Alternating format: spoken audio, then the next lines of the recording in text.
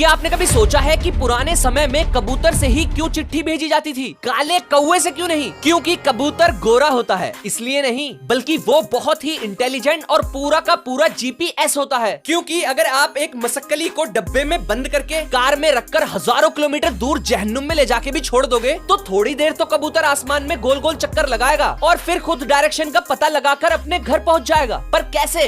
इसका actual reason scientist भी नहीं जानते। बस उनका मानना है कि ये सूरज और अर्थ के मैग्नेटिक फील्ड से शायद अपने घर